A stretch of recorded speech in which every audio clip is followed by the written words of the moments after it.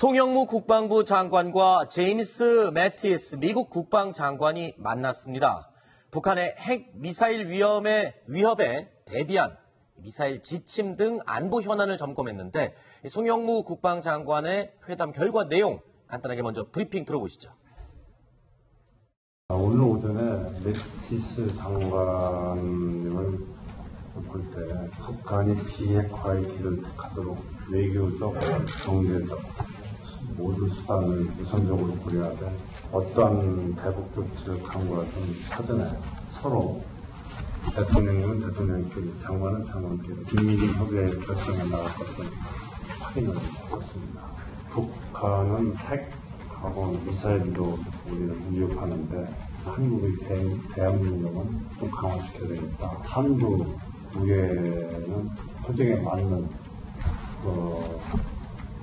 무게와 같이 하는 거에 서로 뜻을 같이 하고 공감하며 평화적 지도를 해 나가는 약속했습니다.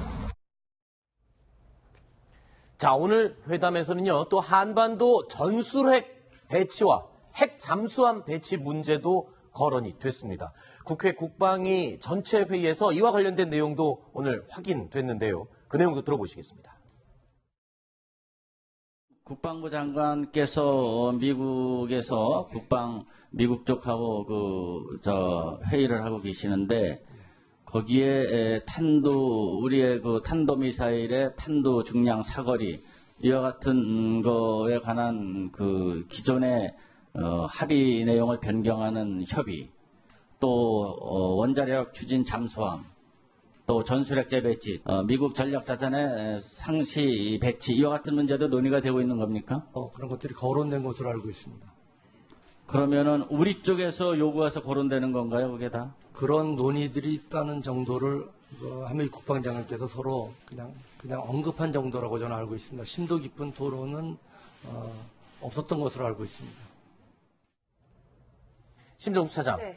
자, 일단 양국 국방장관 회담에서 여러 가지, 일단 미사일 지침, 한미 미사일 지침이 가장 중요하고 급한 현안이었고요. 이와 관련돼서 전술핵 재배치, 이런 내용들이 같이 논의됐군요. 사실 문재인 정부에서는 그 전술핵 재배치에 대해서 한 번도 찬성한다 이런 입장을 밝힌 적은 없었는데 저도 의외로 생각이 됐었는데요. 네. 내용을 오늘 청와대나 이런 데서 해명한 걸 보니까는 이 한국의 국민적인 위기감, ICBM이라든지 IRBM 개발 성공에 의해서 지금 이르면 다음 주에도 6차 핵실험을 할 수 있다는 그런 전망이 나오고 있는 거죠. 그렇죠. 그러니까 이렇게 한반도가 일촉즉발인 이런 상황에 대해서 미국이 정말 뭔가 한반도 안보로 해서 뭔가 한 단계 진전된 뭔가 논의를 해야 된다. 이런 얘기를 하는 배경을 갖고 전술핵 재배치 이런 요구가 국내 보수층으로부터 나오고 있다 이런 얘기를 네. 양국 장관 회의에서 나왔다고 합니다. 네, 저희 무슨 문제를 볼 때는요. 네. 우리 교과서라는 게 있잖아요. 네. 국제정치학에도 국제정치학 교과서가 많습니다. 네. 여러 가지 이론을 소개한 것들이 교과서들인데 그 교과서를 보게 되면 핵에 대해서는 핵으로 대응한다는 걸로 되어 있습니다. 눈에는 눈, 이에는 이. 네, 그렇죠. 핵을 상대하는데 재래식 무기로 할 수 있다고 한 교과서는 좀 없는 걸로 알고 주장은 있습니다. 네. 어느 학술 정도로 올려면 그런 건데 그래서 지금 전술핵 재배치가 나오는 걸 이상하게 본다 그러는데 북한이 지금 5차 핵실험은요 거의 20킬로톤 히로시마 나가사키 떨어진 것과 같은 위력이 나왔습니다. 완성으로 봐야 되거든요. 네. 그런 상태에서 지금 우리가 스스로 죽을 의지가 있지 않다면 네. 택할 수 있는 거는 스스로 개발하거나 아니면 전술핵 재배치가 될 수밖에 없죠. 그렇군요. 제가 볼 때는 송영무 장관이 네. 전술핵 재배치를 얘기하는 것은 네. 전술핵 재배치를 미국식에다 제의하려는 것이 아니고 네. 그러니까 협상의 기술상으로 네. 던져가지고 네. 다른 데 실익을 취하기 위한 그런 전략이 아닌가 생각이 들거든요. 왜냐하면 어차피 전술핵 재배치 문제에 있어서는 미국이 반대를 하고 있기 때문에 사실 얘기를 꺼내봤자 잘 내켜 들어가지도 않고 네. 또 하나는 현재 미국이나 중국, 러시아가 현재 북한이 핵을 가졌다고 해서 제재를 하고 있는데 네. 우리가 만약에 전술핵 재배치를 요구해서 그게 실현되면은 네. 북한에 대한 제재가 사라지게 되고 예. 북한 핵무기를 용인하게 됩니다. 알겠습니다.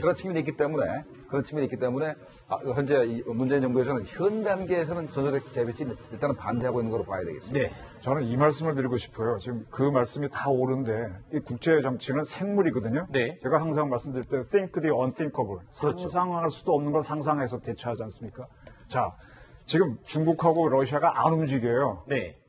그래서 지금 세컨더리 보이콧을 하니 뭐니 그러지 않습니까? 예. 안 움직일래? 전술핵 배치할게. 네. 하면은 움직일까요? 안 움직일까? 거꾸로 갈까요? 이거 모릅니다. 네. 그 북한도 스트레스 받고. 그 다음에 여러 가지 방법이 있어요. 지금 몇 차례 말씀드렸지만 뉴클리어 쉐어링이라고 네. 벨기에나 독일 같은 나라는 미국과 핵무기를 공유합니다. 자기는 네. 개발하지 않았어요. 그래서 그 나라에 있는 미 공군 기지에는 전술핵이 와 있습니다. 아하. 비핵화 나토 유럽의 비핵화를 했지만은 약속에 의해서 와 있기 때문에 우리도 와 있을 수 있어요. 네. 단 조건을 걸 수 있겠죠. 여러 가지로. 북한이 핵을 포기할 때까지 잠정적으로 와 있겠다. 아하. 그렇게 하게 되면 러시아, 중국 뛰어라. 압박이 될 수 있죠. 그러니까 네. 이거는 국제정치는 생물이니까 알겠습니다. 우린 교과서 이건 아주 다양하게 접근을 해야 됩니다. 네. 자, 지금 저희가 전술 핵에 대해서 이야기를 집중하고 있습니다. 그런데 우선 전술 핵이 뭔지 좀 정확하게 개념을 잡아야 될 것 같습니다. 심정수 차장, 네. 전술 핵 뭡니까? 핵무기는 두 가지로 크게 구분이 되는데 네. 지금 보시고 있는 전술핵 그리고 전략핵으로 구분이 됩니다. 전술핵은 주로 국지전용입니다. 네. 통상 20킬로톤 이하의 핵무기 그리고 단거리 미사일 이런 데 실는 그런 핵무기를 말하는데요. 우리나라도 무려 1991년까지 저 전술핵이 와 있었습니다. 한반도에도. 1956년 이승만 대통령 때 배치가 돼서 무려 450기가 미군 기지에 전술핵이 와 있었던 적도 있었는데요. 1991년도에 한반도 비핵화 선언을 하면서 지금 뭐 미군 다 빼낸 그런 상태입니다. 그렇군요. 자, 그래서 방금 심정수 차장이 설명을 하면서 전략핵과 전술핵으로 나뉜다고 해서 표로 개념을 분류를 해봤습니다. 지금 우리가 얘기하고 있는 게 전술핵이고요. 전략핵, 그러니까 여태까지 우리가 많이 이야기를 해왔던 핵미사일, 대륙간 탄도미사일, 이런 미사일 무기가 바로 전략핵입니다. 대도시를 한 번에 날려버릴 수 있는 그런 핵무기, 규모가 굉장히 커서 위력도 수백 킬로톤 이상이 되는 아주 어마어마한 위력의 핵무기들을 전략핵이라고 하고, 대표적으로 대륙간 탄도미사일 또는 잠수함 발사 탄도미사일, SLBM이라고 하죠. 또는 전략폭격기의 적재에서 떨어뜨리는 핵폭탄 등을 얘기합니다. 그런데 우리가 오늘 얘기하고 있는 전술핵은 바로 이 개념입니다. 대도시나 나라를 파괴하는 게 아니라 전투에서, 국지전에서 특정 목표물을 파괴하기 위한 20킬로톤 이하의 소형 핵무기다. 이렇게 개념을 잡아보겠습니다.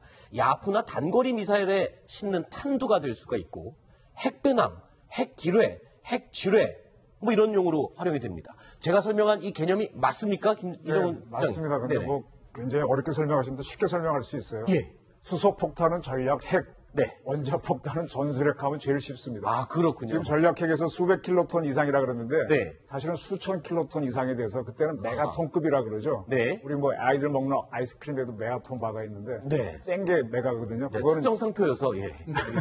예. 그래서 하여간 수소폭탄은 전략핵, 그다음에 전술핵은 원폭으로 보시면 되고요. 네. 전술핵 정도 지난번에 그 우리나라에 미국의 전략군 사령관이 왔었죠. 그랬죠. 스트래티지 네. 커맨더가 왔는데 그분이 담당하는 것이 전략핵으로 보시면 됩니다. 그거는 네. 이제 그 세 가지 아까 대륙간 탄도미사일, SLBM, 공중투하탄 이렇게 감정하고 네. 전술핵은 뭔가 하면은 쉽게 말하면 육군 사단에서 사용하는 아하. 포에서 네. 또 핵 배낭에서 지뢰 이런 야전 부대에서 사용한다고 보시면 가장 쉽게 이해될 겁니다. 그렇군요. 그런데 지금 방금 핵 배낭을 말씀하셨는데 여기 보면요. 야포, 단거리 미사일 이거는 머릿속에 그려집니다. 그리고 핵 기뢰, 바다에 띄워놓는 기뢰를 말하는 거겠죠. 지뢰도 이해가 됩니다. 근데 눈에 띄는 게 핵 배낭이거든요. 핵 배낭이 뭔지 저희가 사진 하나를 준비했습니다.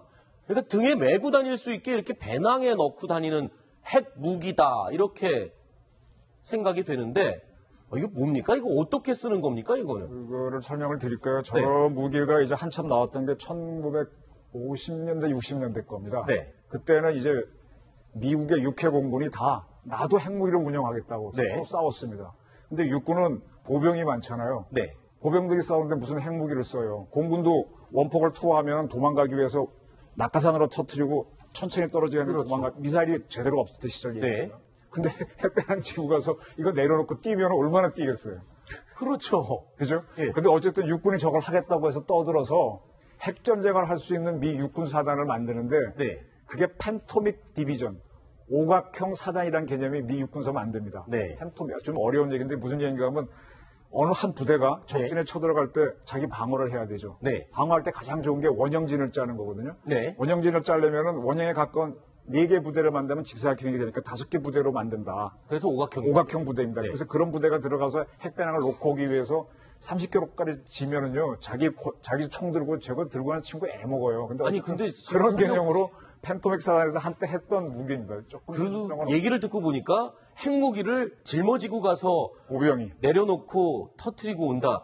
조금 개념이 글쎄요. 아니 뭐 시한 그 폭탄 장치를 하게 되면 가능하겠죠. 네. 그러니까 얼마든지 가능한 얘기입니다. 아, 가능하고 저기 지금 얘기하게 되면 더티밤이라 그래서 네. 핵물질을 이렇게 나오게 하는 그런 개념으로 이해하시면 될 겁니다. 그때는 육군이 아주 굉장히 미 육군이 강력했기 때문에 핵배낭을 만들었는데 네. 제조를 해서 써봤는데 얼마 전에 북한도 따라서 하는 것 같더라고요. 네. 개정식 때 나오던데 그렇게 효과는 높지 않다. 한 방 쏘는 게 훨씬 미사일이 낫다. 그래서 지금은 조금 지금 이 전술 핵 이야기를 하는데 이렇게 언급을 합니다. 배치가 아니라 이 재배치라고 얘기를 하잖아요. 그러니까 원래 한반도에 전술 핵이 있었는데 아까 심 차장이 잠깐 설명을 언급을 했지만 이 다시 다 철수하고 폐기를 한 거잖아요.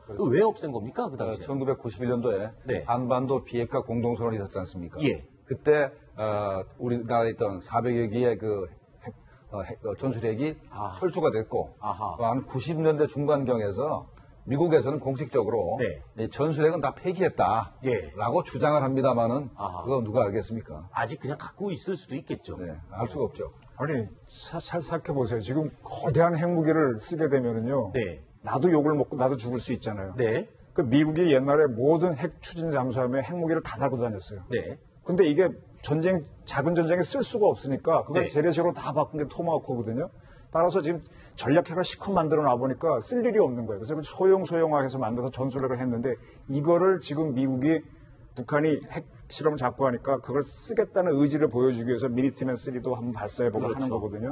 전술핵은 훨씬 더 용도가 높다고 미국은 판단하는 거죠. 그렇군요. 아주 강력한 전략 핵보다는 전투에서 또는 전쟁에서 효용성 있게 쓸 수 있는 게 소형 핵무기인 전술 핵. 이걸 지금 재배치하겠다라고 논란이 되고 있는 이유가 사실 북한이 ICBM을 성공적으로 개발해서 핵탄두를 실을 능력을 갖추게 됐고요.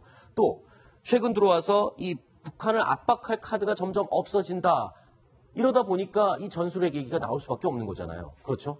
그러니까 아까 말씀하신 교과서에서 전쟁 교과서에서 또는 외교 교과서에서 핵에는 핵으로 대응을 해야 된다. 이 차원에서 지금 전술핵 이야기를 하고 있습니다. 네. 근데 제가 제 생각인데 북한에 대한 제재가 아주 강력해지면은 네. 북한 체제, 리짐 체인지도 가능하기 때문에 그렇죠. 우리 입장에서는 네. 조금 더 좀 리스크를 안고 있지만 아하. 핵 공격 리스크를 안고 있지만 네. 제재를 강력하게 해가지고 네. 리짐 체제를 해가지고 통일을 지향하는 것도 방법 중에 하나입니다. 그렇군요. 지금 두 분이 전문가가 와 계시는데 두 분도 전술핵 배치에 대해서 의견이 살짝 다르신 것 같은데요. 우리나라 정치권도 마찬가지입니다. 지금 전술핵 재배치를 주장하는 곳은 야당 쪽입니다. 홍준표 대표의 이야기 들어보시죠. 어제 이 전술핵 재배치에 관련된 토론회도 열었습니다. 지난 대선 때 대선 공약으로 전술핵 재배치를 추진하겠다. 그렇게 공약을 했을 때 우리 당내에서도 잠꼬대가 들었습니다. 그리고 타 후보들로부터 조롱까지 올랐습니다. 북핵의 위협이 이제 마지막 단계에 올 때 이러니까 사실은 전술핵 재배치 문제는 우리의 생존 문제에 비춰이 되고 있습니다. 지난번 주위 대상 만났을 때나 주중 대상 만났을 때에도 같은 이야기를 한 일이 있습니다. 핵에는 핵으로 대응하지 않으면 생존할 길이 없다. 자, 북핵 위협에 대응할 수 있는 방법으로 전술핵 재배치가 논의가 되고 있지만 일단 기본적으로 문재인 정부에서는 전술핵 배치에 대해서 기본적으로 반대하는 입장입니다. 지난 22일에 국회 운영위원회 전체 회의에서 이 정의용 국가안보실장도 이 전술 핵무기에 대해서 어떤 입장인지 분명히 언급을 했습니다. 이렇게 말했습니다. 들어보시죠.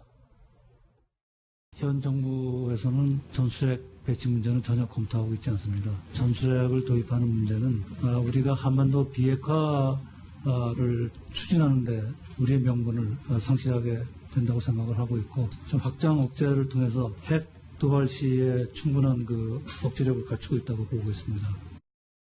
네, 확장 억제를 얘기하셨는데 저거랑 비슷한 게 아까 말씀드린 뉴클리어 쉐어링이거든요. 네.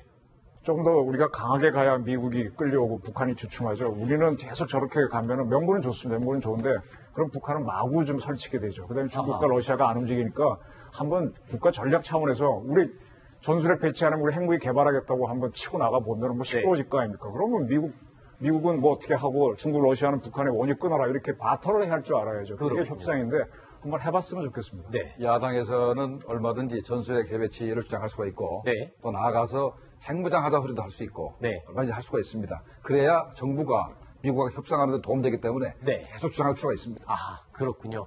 어떤 이 전술핵 재배치 그냥 군사력의 문제만은 아닌 것 같습니다. 아주 복잡한 외교, 정치적인 의미까지 다 복합적으로 엮여 있는 그런 문제이기 때문에 이게 보통 쉬운 문제는 아닌 것 같습니다.